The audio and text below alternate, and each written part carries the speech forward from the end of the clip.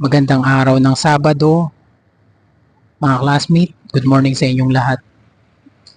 Nandito muli ako nag-exercise, no? May gusto lang ako i-share sa inyo about anxiety disorder. Yung hindi pagsuko sa kabila ng anxiety disorder mo. Yung tuloy-tuloy ka sa buhay. Yun yung maganda nating topic sa umagang ito. So, bago ang lahat, ako nga pala si Kuya Arnold. Dati ako nagka-anxiety disorder. Dati rin akong pinadapa ng anxiety disorder na ito. Kaya alam ko ang hirap ng pagkakaroon ng anxiety disorder. Ito naman ang isinishare ko sa inyo o ibinabahagi ko sa inyo yung aking personal experience kung paano ko siya na-overcome. So maganda topic natin ngayon yung hindi pagsuko, no? Gusto kong i-share sa inyo yung araw-araw mo nararanasan ng mga sintomas, no? Ituloy-tuloy mo lang yan. Huwag kang susuko. Huwag mong hihintayin yung araw na huwag mong binibilang yung araw na parang ganito yung ginagawa mo. Sinasabi mo sa sarili mo na ang tagal-tagal na nito, hindi pa rin akong gumagaling dito. Huwag sanang maging ganun yung mindset mo. Ang gawin mo, kahit na may sumpong, minsan tuloy-tuloy mo lang yan. Kasama talaga yan sa may anxiety disorder. Yung pagkakaroon ng minsan sinusumpong ka, kasama talaga yan. Pero sana yung mga pag dumarating yung time na yan na sinusumpong ka, huwag mong paniwalaan. Ituloy-tuloy mo lang, paniwalaan mo na malakas ka at masigla ka. Minsan dadalaw yan sa trabaho, sa biyahe, sa bahay. Minsan kapag wala kang ginagawa, no, dadalaw yan. Pipitik yan minsan, pero sana yung mga sandali iyon ang lagi mong itatatak sa isipan mo. Tinalo mo na ang anxiety disorder. Pinagaling ka na ng ating mahal na Panginoon sa anxiety disorder na ito. Huwag mong bigyan siya ng halaga. Huwag mo siyang bigyan ng tawag nito. Huwag mo siyang bibigyan ng pagkakataon na sakupin yung mundo mo, no? Kasi nangyayari sa atin, hinahayaan natin na sakupin tayo ng takot. Hinahayaan natin na humina tayo. Hinahayaan natin siya yung kumikilo sa atin na madalas natin paniwalaan yung mga sintomas na nararamdaman natin. Paulit-ulit kong ibinabahagi sa inyo na huwag nyong paniwalaan yung mga sintomas na dumarating sa inyo, no? Kasi ang hilig manakot ng anxiety disorder. Lahat na paniniwalain ka niya na ganyan yung nararamdaman mo. Kahit na hindi. Kumbaga artificial feeling lang yun, pero ang nangyayari sa atin, pinapaniwalaan natin, madali tayong magpaniwala sa kung anong nararamdaman natin. No? So, wag na wag sana maging ganyan. Huwag mong hayaan na sakupin ka ng takot. Huwag mong hayaan na yung mga dati mong ginagawa, hindi mo na nagagawa. Huwag mong hayaan na dati kang nagtatrabaho, tapos ngayon, nahinto.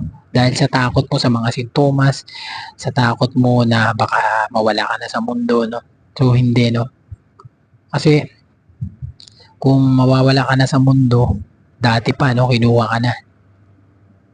So, nangyayari sa atin yan, tinatakot lang tayo ng anxiety disorder. Kasi ang anxiety disorder talaga ay mahilig manakot talaga.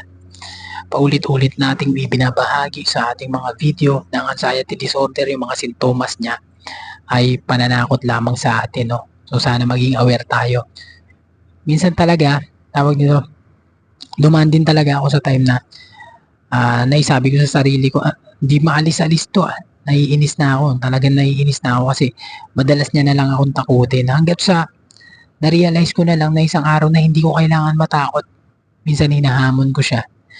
Yung nangyari yung mga bagay na yan, na-realize ko yung mga bagay na yan na kailangan hindi ko kailangan matakot. Doon na siya unti-unti yung nagpaalam, no? Pero bago ko na-realize yan, talagang struggle. Napakaraming struggle ang nangyari sa akin. Yan ay nai-experience ko sa paulit-ulit niya akong tinakot. Mahabang panahon niya akong tinakot. Tapos mahabang panahon niya akong pina-experience ng mga napakaraming sintomas na mabibigat, mga discomfort. Talagang mahabang panahon niya akong pina-experience nun. Pero yung mga paghihirap pala na yun, ginawa niya akong isang matibay, no? Ginawa niya akong matibay talaga. Doon ako tumibay sa mga sintomas na yun na mabibigat, yung mga discomfort na yun. Doon din tumibay ako. Ang ginawa ko, hinarap ko siya. Yung pagharap ko araw-araw na yun, kahit na sa loob-loob ko, bumibigay talaga na takot. Nandun talaga nangingibabaw yung takot. Inaraw-araw ko lang talaga siya. Talagang hindi ako nagpadaig, no? Ang lagi kong iniisip sa sarili ko, sinasabi ko sa sarili ko, bahala na to, patay kung patay, no? Hanggat sa nawala na lang siya nung na-realize ko na isang araw, na-realize ko na hindi ko kailangan matakot, no? Na-realize ko na patay kung patay, ganyan. Doon na siya unting nagpaalam, no? Siyempre, sa tuluyang paggaling ko, no, sa tuluyang pag-overcome ko sa anxiety disorder talaga, hindi ko winaglit sa isipan ko ang mahal na Panginoon. Pinaniwalaan ko talaga na pinagaling niya ako ng 100%, no. Kasabay nito, siyempre, yung repentance na ginawa ko. Repentance, yung pagsuko at pagtalikod sa mga kasalanan, no.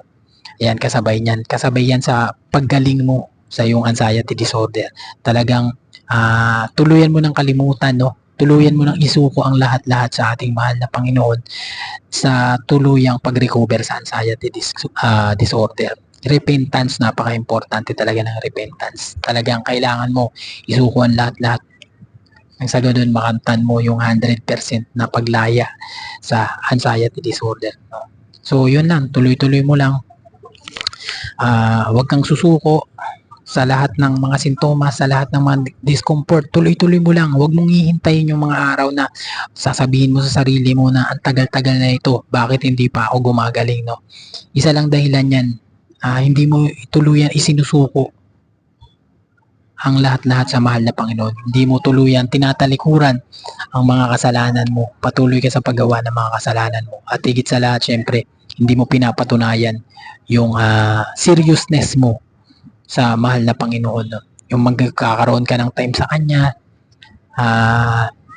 tinitingnan kasi ng Panginoon yung ano natin talaga sa Kanya. Yung kung may time ka sa Kanya, kung serious ka talaga, kung sincere ka talaga sa pagbabalik loob sa Kanya. No? Kasabay niyan, syempre kasabay niyan yung pagsisisi mo. Tuluyan mong pagsisisi sa lahat ng mga kasalanan mo. Doon mo makakamtan yung 100% recovery sa anxiety disorder. So, yun lang, no? Huwag kayong susuko. Tuloy-tuloy nyo yan, mga classmate. Lagi yung binabahagi sa inyo na huwag kayong susuko. Kasi kapag sumuko ka, ibig sabihin nun, tinuluyan mo ng bitawan ang mahal na Panginoon. Tinuluyan mo lang hindi pinaniwalaan yung pangako na pinagaling ka na niya. Yan lang yan. So, huwag kang susuko. Pagsubok lang yan sa pananampalataya mo. Kailangan mo patunayan yan sa ating mahal na Panginoon na hindi ka natatakot sa anumang lying na mga discomfort na yan, anumang lying na anxiety disorder na yan. Diyan mo tuluyan mo overcome yan sa mga ibinabahagi kong ito. Maraming salamat mga classmate sa inyong pagsubaybay sa ating munting channel. Hiling ko lang sana na don't skip ads. Malaking tulong nyo na ito sa akin at malaking tulong nyo na ito sa mga kapwa natin nag-suffer ng anxiety disorder. Maraming salamat guys. See you in my next video.